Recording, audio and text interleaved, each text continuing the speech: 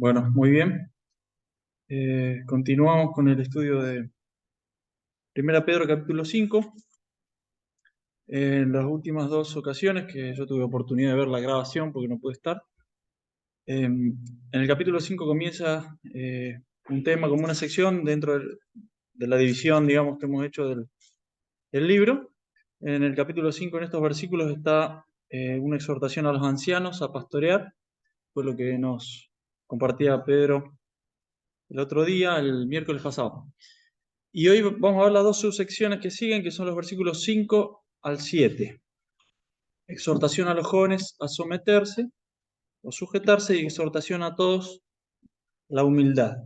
Vamos a leer capítulo 5 del 1 al 7, pero solo vamos a meditar en los últimos tres.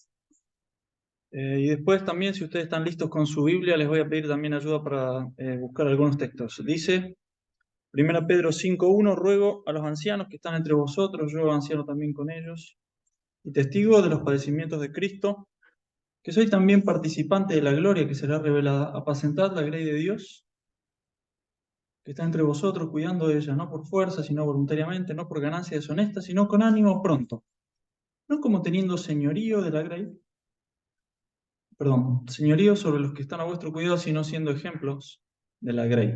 Y cuando aparezca el Señor Jesucristo, el príncipe de los pastores, vosotros recibiréis la corona incorruptible de gloria. Igualmente, jóvenes, estad sujetos a los ancianos, y todos, sumisos unos a otros, revestidos de humildad, porque Dios resiste a los soberbios y da gracia a los humildes. Humillaos pues bajo la poderosa mano de Dios, para que Él os exalte cuando fuere tiempo, echando toda vuestra ansiedad sobre Él, porque Él tiene cuidado de vosotros. Hay una pequeña exhortación al principio del versículo 5, que es a los jóvenes, y después toma el tema de la humildad y la soberbia, ¿no? Que es el tema del cual hablan los últimos versículos. Fíjense que hay en la carta, si recordamos lo que hemos ido avanzando, hay varias exhortaciones a la sujeción. Si damos vuelta a la página, en el 2.13 dice, por causa del Señor, someteos a toda institución humana. Está hablando de la autoridad civil, ¿no es cierto? En el 2.18 dice, criados, están sujetos con todo respeto a vuestros amos, no solamente a los fáciles de soportar, a los buenos y falsos, también a los difíciles. El capítulo 3.1 dice asimismo, vosotras mujeres, estad sujetas a vuestros maridos. Y acá va a volver a hablar un poco el tema de la sujeción y va a decir, jóvenes, estad sujetos a los ancianos y todos también sujetos, sumisos unos a otros, revestidos de humildad. Hay estas formas, podríamos decir, o órdenes establecidas por el Señor sobre el funcionamiento y la sujeción, ¿no? De los inferiores a los superiores en las distintas relaciones, las esposas a los maridos, los hijos a los padres en otros lugares aparece, aunque no aparece aquí puntualmente, los esclavos a los amos, pero en cierta manera habla de una sujeción general a todos. Y los versos que veíamos el miércoles pasado hablan de los ancianos, y habla de los deberes de los ancianos, las responsabilidades de los que son ancianos de oficio. Muchas veces también están más o menos relacionados con la edad. Pero el oficio de anciano, como decía Pedro, era algo que había venido del judaísmo y de otros grupos. Y en la iglesia, como establece el Nuevo Testamento, está la figura de los ancianos. Muchas veces está relacionado con la edad, pero también en algunos casos la función de anciano es ejercida por personas que no son los que peinan canas o los más grandes dentro de los grupos. Pero va a decir igualmente, ahí el verso 5 empezamos a ver lo que dice, como diciendo ahí una similitud de principio, no es que sea simétrica la relación, es asimétrica, pero de la misma manera que primero a los ancianos les dice estas son sus responsabilidades y esta es la manera de ejercer el oficio que el Señor les ha dado, igualmente lo que compete a los más jóvenes sería estar sujetos a los ancianos. Hay personas a las que es más fácil por su temperamento, por su situación, sujetarse. A nosotros mismos hay situaciones en las cuales nos es más sencillo obedecer las relaciones que Dios ha establecido y los órdenes y las funciones, y otras en las que nos es más difícil. Y también muchas veces ocurre que en la juventud y en la fuerza, el vigor, la visión, los sueños, a veces hay alguna dificultad más para que, o es más difícil tal vez al joven ejercer la sujeción a los ancianos, pero de todas maneras en cuanto al oficio de la iglesia es también eh, una autoridad delegada por el Señor. Pero bueno, de la manera en la que tienen los ancianos su responsabilidad y su manera de hacer las cosas, aquí como contraparte dice el Señor, bueno, los jóvenes, sujétense a los ancianos. Este principio de sujeción a la autoridad es algo que el Señor establece, ha establecido desde el principio, incluso antes de la iglesia, que con la caída y el pecado ha hecho que las cosas sean más difíciles, pero que el Señor comprende y el Señor nos quiere ayudar a que nosotros llevemos a cabo. Leía que, bueno, lo que todos tal vez hemos experimentado, una de las cosas más difíciles para el ser humano, de las que encuentra más resistencia en su propia naturaleza, es sujetarse a la autoridad. Hay personas que son muy rebeldes, se enojan muy rápido, son muy polvorita, mecha corta, otras personas que son más pacíficos, pero tenemos dentro nuestro muchas veces esa tendencia que nos cuesta sujetarnos a la autoridad establecida por Dios, pero es parte de lo que Dios ha establecido. Hay un día en el cual, cuando el Señor establezca su reino, todo el sistema va a funcionar como debe y como debería haber funcionado. Mientras tanto, estamos en un sistema con sus complejidades a causa del pecado, ¿no? Pero bueno, por ejemplo, cuando exhorta a las mujeres, ahí en el capítulo 3, dice, algunas tienen sus maridos que no son creyentes, pero Dios tiene un propósito también allí, y esta es la función, lo que se espera de las esposas. Cuando habla de los criados, dicen, algunos amos son buenos, afables, son comprensivos, y otros son difíciles de soportar. Pero a nosotros nos compete sujetarnos a la autoridad del Señor y a aquellas cosas a las cuales Él nos da establecido. Y aquí dice, bueno, en cuanto a lo que compete a los jóvenes, sujetarse a los ancianos. Y rápidamente pasa a este principio más general, que es el de la humildad y la actitud general de los creyentes, que es de tener esa sumisión unos a otros, que de alguna manera la comunidad de los creyentes sea caracterizada porque todos están permanentemente como sujetándose a los otros, con esa actitud de estar dispuestos a prestarle atención al otro. Ahora les pido ayuda para buscar. Alguien que busque, por favor, Filipenses 2:3. Pedro, ¿puede ser? Sí. Alguien que busque Efesios 5:21. Marce, ¿puede ser? Marcelo. Y Romanos 12:10. No sé, Cristina, si tenés ahí. Romanos 12:10. Y estas son otras ocasiones en las cuales nosotros vemos cómo la característica de los creyentes, y que debiera ser algo muy visible en la comunidad cristiana, esto de que cada uno tenga esa actitud de sujetarse, de ser sumiso, de estar dispuesto, no necesariamente ni apagado ni apichonado, y mucho menos que aquellos que ejercen la autoridad delegada por Dios, a causa de esto no la ejerzan, al contrario, sino que sea una actitud servicial y de poner al otro en primer lugar. Dice Filipenses 2:3. Sí, nada hagáis por contienda o por vanagloria, antes bien con humildad, estimando cada uno a los demás como superiores a él mismo. Efesios 5:21. Someteos unos a otros en el temor de Dios. Un principio general como este que leemos acá, someteos unos a otros. Acá va a decir también, todos sumisos unos a otros. ¿Y Romanos 12:10?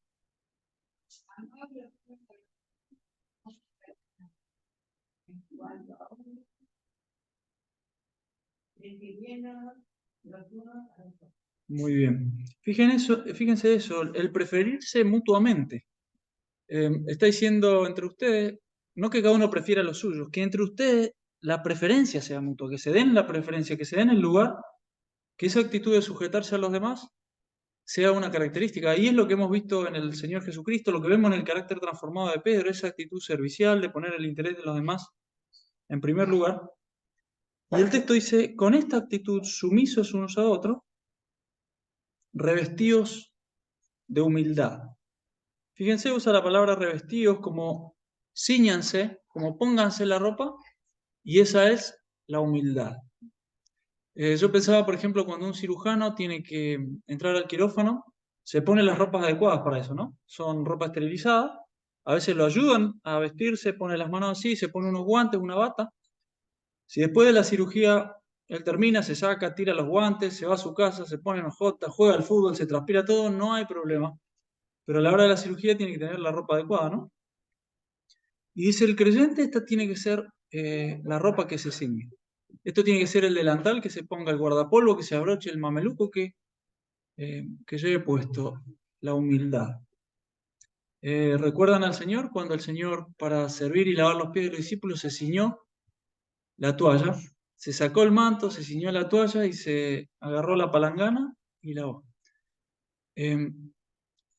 Pero mucho más que la toalla ceñida que habrá quedado en la memoria, en la retina de los discípulos, él se ciñó de humildad. Siempre fue su vestimenta. Siempre fue así de lo que se vistió cuando vino como hombre. Y dice que esta sea la ropa de ustedes, cíñase de humildad y da la razón. Dios resiste a los soberbios y da gracia a los humildes. Hay una cantidad tan grande de textos que uno podría buscar. Uno ve a lo largo de toda la Biblia cómo Dios ha valorado y bendecido y honrado a la humildad. Por ejemplo, recuerdo, tengo acá anotado cuando Saúl desobedece y viene Samuel y le dice, vos eras el más pequeño en la tribu de Benjamín, pero Dios te dio el reino de todo. Es más, cuando lo fueron a elegir él se había quedado con el bagaje, pero después su corazón se ensoberbeció. Dice, eras pequeño en tus propios ojos, pero Dios te dio eso. Y hay un montón de ejemplos en los cuales se ve claramente este principio. Dios resiste a los soberbios y da gracia a los humildes. Tengo anotadas acá algunas frases, algunos epigramas también. Por ejemplo, tengo un párrafo de Crisóstomo. ¿Saben quién es Juan Crisóstomo? Es uno de los que se llaman padres de la iglesia. Siglo IV, él nació más o menos en el 350, murió al principio del siglo V. Se llamaba Juan, era de Antioquía y le decían Crisóstomo porque Crisóstomo significa boca de oro y porque sus discursos y sus expresiones eran buenas, entonces le quedó el apodo del que hablaba con boca de oro. Y él habla del orgullo y dice, el orgullo es el principio del pecado, el primer impulso de movimiento hacia la maldad, ese es el orgullo. Y es la contraparte de lo que aquí nos está instando a tener. Tal vez de hecho es tanto la raíz como el fundamento del pecado, ¿no? Porque cada pecado empieza por el orgullo y se mantiene por el orgullo. Del orgullo brota ese desprecio por los pobres, del orgullo brota el deseo de riquezas, el amor de poder, amor por el poder. El otro día Pedro nos hablaba del amor al dinero y el amor al poder. Pero del orgullo brota esa añoranza de tener gloria. No hay, por lo tanto, ningún mal como el orgullo. El orgullo convierte al hombre en un demonio, lo hace insolente, blasfemo, perjuro, y lo hace desear muertes y asesinatos. El orgullo en el corazón. Y luego se pregunta Crisóstomo, ¿cómo entonces un hombre puede extinguir el orgullo? Y se responde, conociendo a Dios, porque si conocemos a Dios, el orgullo se desvanece. Otro escritor, un comentarista famoso que se llama Meyer, F. Meyer, dice, yo solía pensar que los dones de Dios estaban como en estantes, uno arriba del otro, y lo más alto que uno creciera, más fácil era alcanzar a los dones de Dios. Pero ahora encuentro, dice, que los dones de Dios están en estantes uno abajo del otro. Cuanto más abajo uno se agacha, más uno obtiene. O sea, de esta manera pone de manera gráfica cómo cuando uno baja y uno desciende en el corazón y en humildad, uno accede a cosas que Dios tiene para darnos. La verdadera humildad no es, como alguien dijo, pensar muy poca cosa de uno mismo. La verdadera humildad es pensar correcta y verdaderamente de uno mismo. Un ministro cristiano una vez dijo, nunca fui de ninguna utilidad hasta que encontré que Dios no pretendía que yo fuera un gran hombre. Y alguien más dijo, es posible que uno sea demasiado grande como para ser usado por Dios, pero nunca demasiado pequeño para ser usado por Dios. O sea, dicho de otra forma, puede ser que alguien Dios no lo pueda usar porque es demasiado grande. Se cree. Pero nunca que Dios esté limitado a usarnos si uno es demasiado pequeño. Y estas frases reflejan lo que el texto dice. Miren, Dios resiste a los soberbios. Dios se pone en contra y Dios tiene un favoritismo, Dios tiene una gracia, Dios bendice a los humildes. ¿Podrá ser que alguna vez alguna cosa nos fracasó, algún plan se cayó? ¿Nos dimos de bruces contra la pared? ¿Nos fue mal? porque Dios nos estaba cerrando la puerta y la razón era que había orgullo en nuestro corazón. Nadie lo veía, pero Dios lo veía y Dios resiste a los soberbios. Aunque más no fuera esta la única razón, ¿cómo entonces nosotros no nos daríamos cuenta de que debemos rechazar la soberbia y buscar la humildad? El simple hecho de que Dios resiste a los soberbios y da gracia a los humildes. Y entonces va a armar una oración larga que está en el versículo 6 y 7. Quisiera mencionarla brevemente y no extenderme mucho más, pero prestemos la atención a la oración. Es un imperativo. Humíllense, humillados pues bajo la poderosa mano de Dios, para que los exalte cuando fuere tiempo, echando toda vuestra ansiedad sobre Él, porque Él tiene cuidado de vosotros. Repasémosla de nuevo. Ven que es una sola oración con varias cláusulas. Humillados bajo la poderosa mano de Dios, para que los exalte cuando fuere tiempo, echando toda vuestra ansiedad sobre Él, porque Él tiene cuidado de vosotros. Hay un solo verbo, hay una sola instrucción aquí, humillados. La primera cláusula que sigue, la primera parte es bajo la poderosa mano de Dios. Eso es una calificación de cómo uno se tiene que humillar o dónde podríamos decir. Humíllense bajo la poderosa mano de Dios. Después dice el propósito, para que los exalte cuando fuere tiempo. Después dice la manera en la que uno se tiene que humillar, echando toda vuestra ansiedad sobre Él. Y luego da un porqué a esta última cláusula, podría ser, o tal vez a la general, porque Él tiene cuidado de vosotros.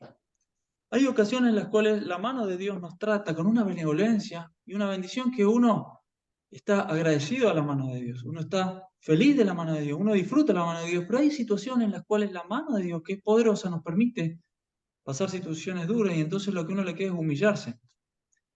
Y dice el Señor, humíllense bajo la poderosa mano de Dios. La mano de Dios es poderosa, la mano de Dios nos puede exaltar, la mano de Dios nos puede proteger, pero hay veces donde la mano de Dios nos humilla. Y uno le cuestiona, Señor, ¿por qué? Pero acá dice, humíllense.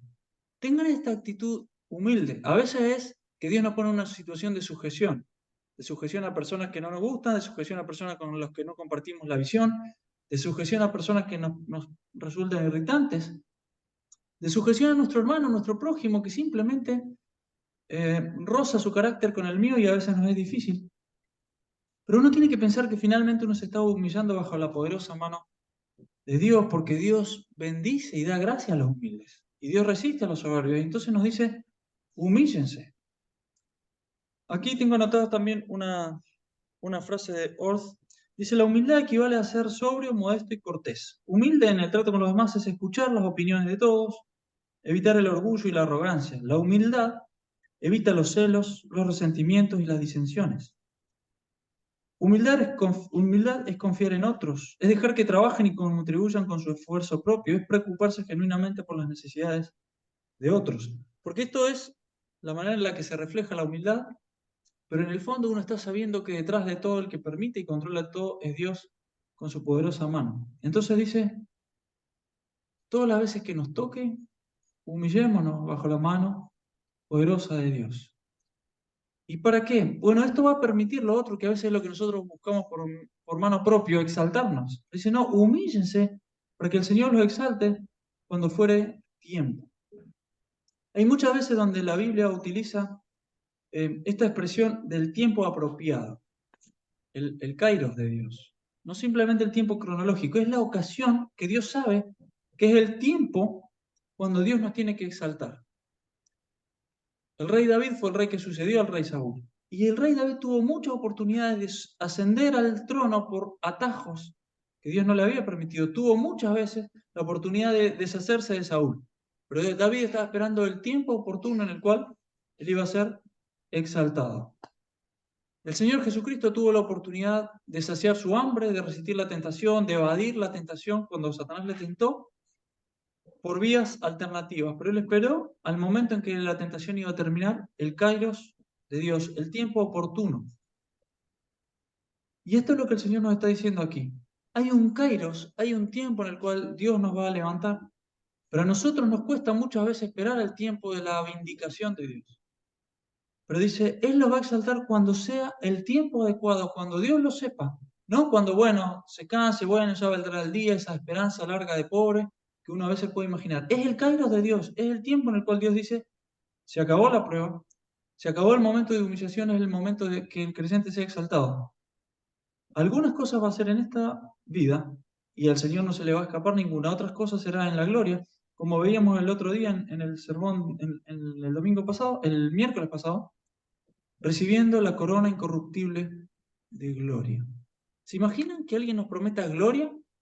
Eso puede ser engañoso. Porque ¿qué es la gloria? ¿El aplauso de la gente? ¿La felicitación en las redes sociales? ¿Cómo puede el hombre garantizar que nos va a dar gloria? Pero cuando Dios dice que nosotros vamos a tener gloria, eso es lo que Dios va a dar. Y va a ser incorruptible. Gloria. Pero aquí nos dice, ustedes humíllense, que cuando llegue el kairos de Dios, el creyente va a ser exaltado. Y lo que a nosotros nos toca es someternos a la poderosa mano de Dios y Él nos va a levantar. Y el verso 7 nos dice, además de humillarse, echan su ansiedad sobre Él. Es como que dice, la manera de humillarse, la manera en la que uno se somete a la mano de Dios, es que en vez de uno estar ansioso, en vez de uno estar inquieto y rebelde y diciendo yo tengo que tomar carta en el asunto, yo voy a tomar el toro por las astas porque el Señor se durmió, yo me voy a humillar bajo la poderosa mano de Dios, ¿haciendo qué? ¿O cómo? Echando mi ansiedad sobre Él. Ahí las ansiedades son todas esas cosas que nos dan cuidado. ¿Se acuerdan ese himno del 201 que dice, te hallas débil y oprimido de cuidados y temor? ¿Qué son los cuidados? Esa palabra.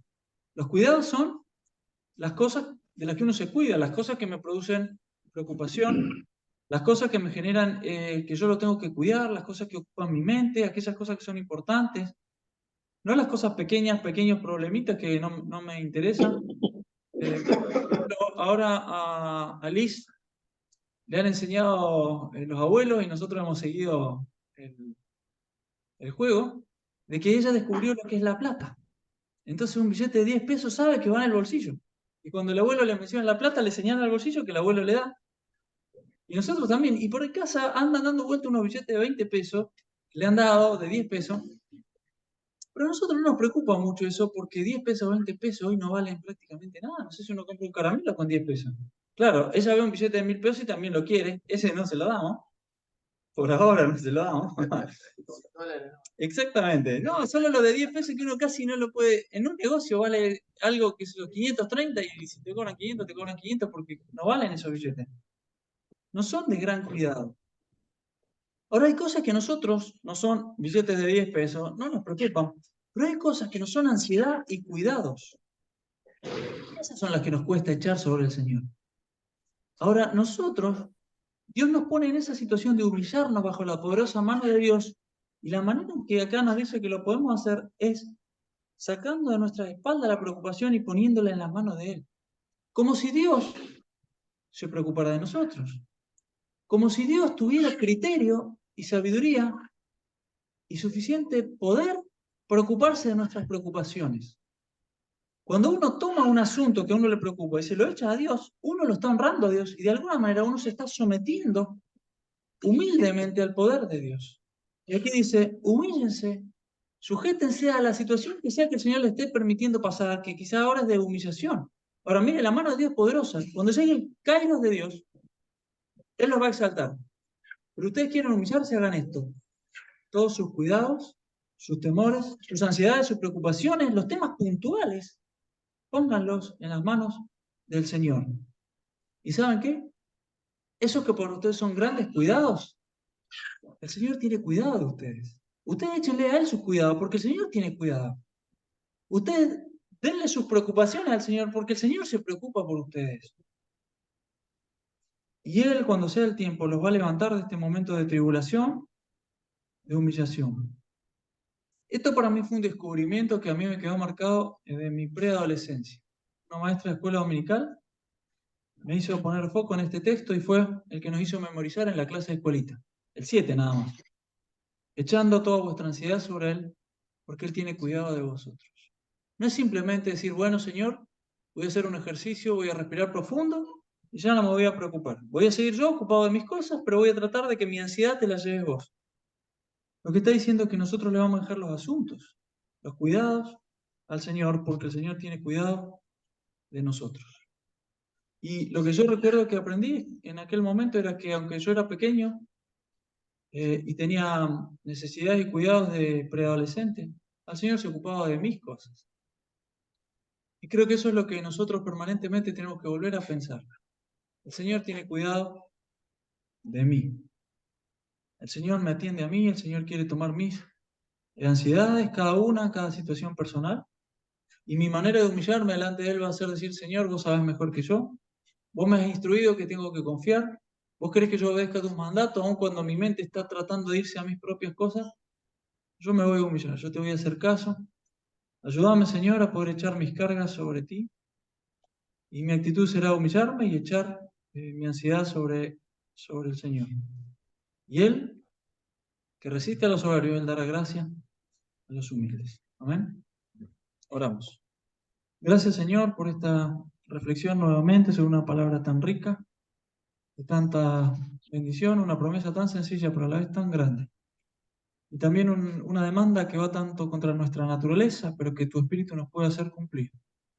Que siendo nosotros tan orgullosos, tan engreídos, tan preocupados de nuestro propio honor, nuestra gloria, nuestra prez, tú nos mostraste en Jesucristo cómo el más grande se hace el más pequeño. Y nos llamas a nosotros a imitarte en el camino de la humildad y la obediencia. Ayúdanos, Señor, a poder confiar, a poder obedecer estas palabras y a honrar tu nombre y a poder disfrutar del descanso y la libertad que se experimenta en el corazón cuando uno, por obedecer a tu mandato, echó toda su carga en las manos del buen pastor. Te amamos, Señor, y nos ponemos en tus manos y rogamos que nos ayudes a obedecerte en el nombre de Jesús. Amén. Amén.